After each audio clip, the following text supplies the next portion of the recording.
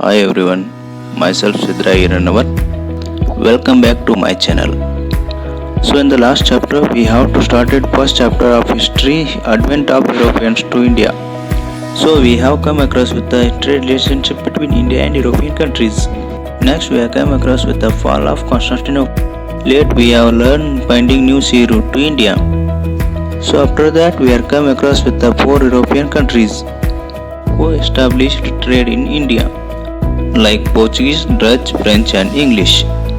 So after that we are come across with the conflict between English and French. So after that leads to Carnatic Wars. And even in the last video we have come across with the first Carnatic War.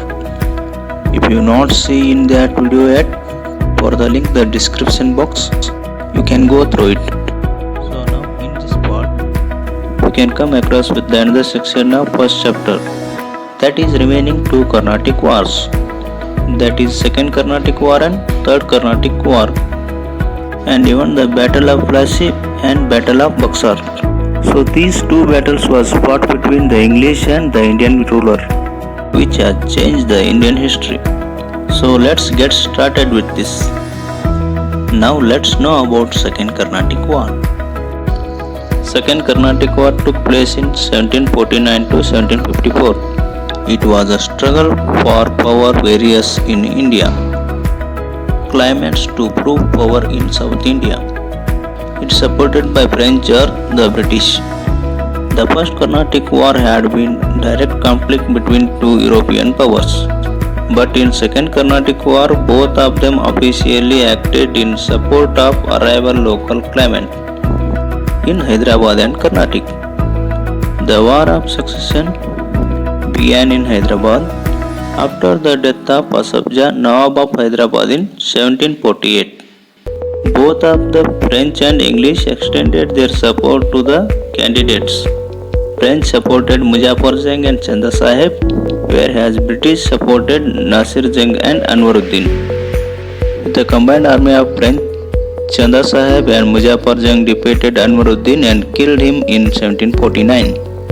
Chanda Sahib became the Nawab of Carnatic and Muzaffar Jang became the Nawab of Hyderabad, who were in the support of French.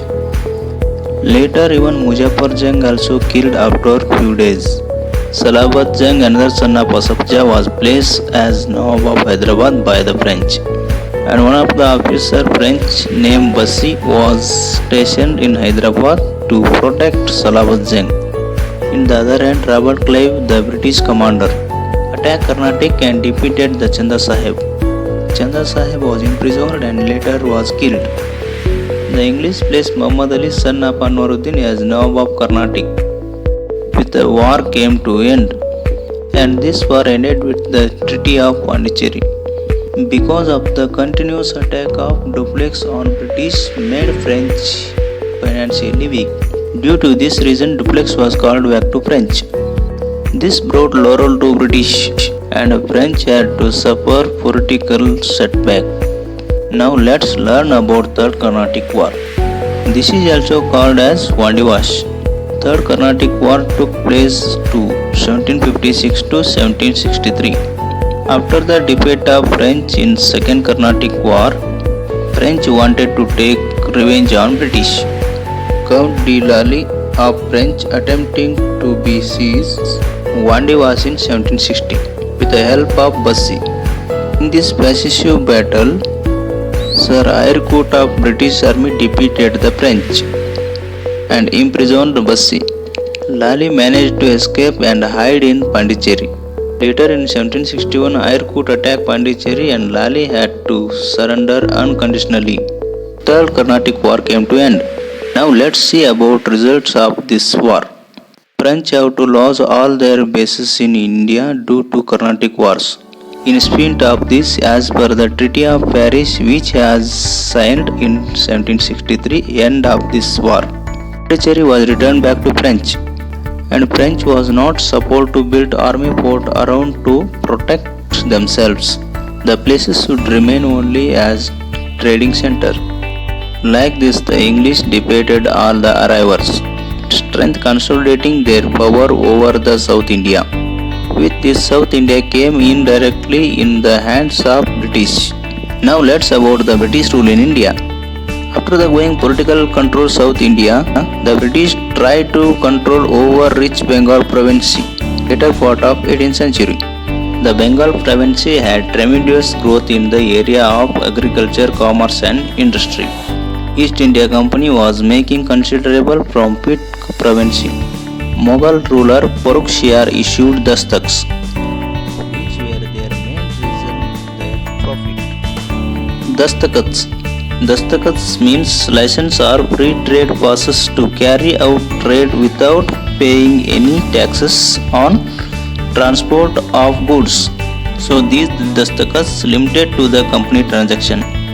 But the company official misused the dastakats, which leads to the huge loss to the Bengal government. So all the Nawabs from Murshid Ali Khan to Alivardi Khan opposed this misuse of dastakats. Later it turned into the confrontation between Nawabs and the company. This resulted in two crucial wars, which charted a decisive to Indian history. Plassey and Buxar was those two wars. We will learn about Battle of Plassey. This was the first battle fought between English and Indian rulers. The battle was the fought in the year 1757. 1766, the Nawab of Bengal Alivardi Khan died. His grandson Siraj uz Daul came to throne. The battle was fought between Siraj uz Daul and English. This should be some reason to start a battle. So let's know about the reason. The very first reason is misuse of dastakats. Siraj uz Daul was furious that the dastakats was misused by the official of the company in carrying issues to government treasury. The second one is mending of ports without permission. The British repaired port of Kolkata and placed cannon in them. This for their anger Siraj uz Daul, and he ordered to the removal of cannons from the court. British refused to do this, anger the Nawab for their. And next is the Black Room tragedy. Siraj uz Daul concerned the Fort William easily and imprisoned some of the British. He imprisoned 146 Englishmen small room in the fort, of which 123 died. This is called as the Black Room tragedy. This enraged Robert Clive arrived in Bengal with a large army. Robert Clive made a planned defeat to Siraj uz Daul. Locals like Manichand, Omichand, Jagat set towards him, and even he was successful in convincing Mir Jafar, the military head of Siraj uz Daul, to stay neutral in this battle by offering him the post of Nawab. Robert Clive declared against Siraj uz Daul. Everything went according to plan of Clive. Siraj uz Daul tried to escape from the battle, but was captured and killed. With the death of Siraj uz Daul, the battle came to an end. So this is the end of the Plassey. Now let's learn about out of the come, or the result of this battle. The results of this Plassey battle. This war brought out the immortality, lack of unity among the Indians, and the greed of Indian businessmen. Mir Jafar became the Nawab of Bengal. The company gained exclusive right to do business in Bengal.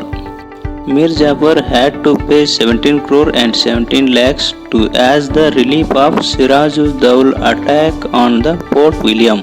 In the nutshell, Mir Jafar became continuous victim of company and its employees.